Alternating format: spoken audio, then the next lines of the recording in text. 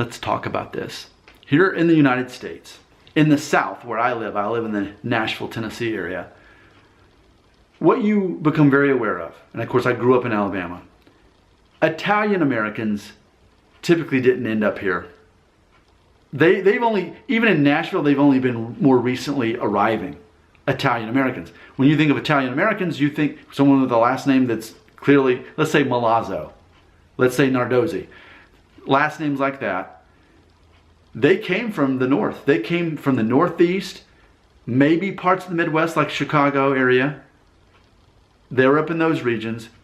That's where they came from. And if not, they came from the West, California. But other than mainly the Northeast and then California, people with Italian last names, they're just not as common in the South. It's not to say that they're not here, but even for me, I grew up in Alabama. I live in Tennessee. My mom, who is the one of Italian descent, was from Buffalo, New York. And that's what you'd expect, because it's not like, it's very rare here in the South. And let me give you some examples in case you need to hear these. I've already said Alabama and Tennessee, so we can also even throw in Georgia. We can talk about Mississippi. But typically, for the most part, there's not a lot of Italian American communities in those. There's not a lot of Italian last names there, because they stayed in the North or they went out West. And ultimately, I've always felt that that's a reflection of the work that was available for them. I've also been aware that, for the most part, it didn't seem that Italian Americans owned slaves. And I think that's important to know, because when you look at who was moving down here, in the 1800s, especially, when America was starting to grow as a nation, there was the whole thing about slavery. And while there were Jewish Americans who were moving down here and getting involved in that, it's as if the Italian Americans never came down here. They found work to what they were doing. And I think a lot of it, in my own experience, knowing with my own grandfather, a lot of them actually worked with, like he worked with oiling bridges. I need to have my mom in a video talking more about that. But a lot of them worked with metal, which is funny because his last name was Metello, which actually means one that works with metal. I think that's interesting. But I was recently watching an episode of Parts Unknown, Anthony Bourdain, one of my favorite show. And he did an episode on Pittsburgh, which I thought, this is going to be an episode I don't care about.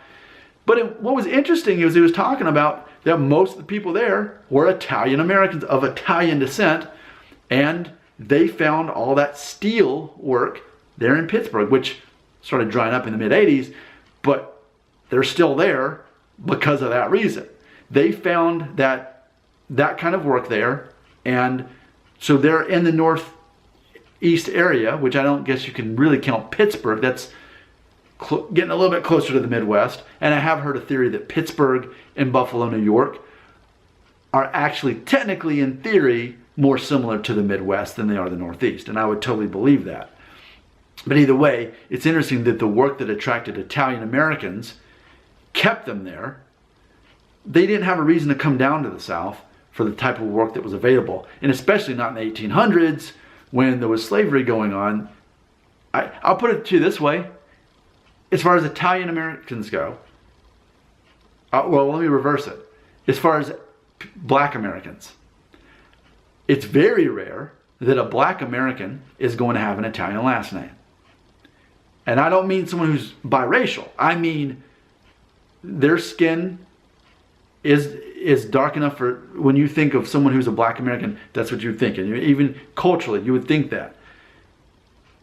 It's very rare for there to be an Italian last name for someone who's a black American. And again, if we have to find exceptions to the rule, then it only proves what I'm saying. Italian Americans just stayed in that pocket in the Northeast. They did a lot of, they worked with metal a lot. They did things like that. Or they went out West and had work out there. But it was still, though, this very respectable blue collar type of work, very hard work, and very much a part of their identity to do these jobs and to have those communities there. So that's my perception. I'm sure there's a lot I've said. There's a lot of gaps in it, and we need to fill those in. So that's where you come in by leaving a comment right here.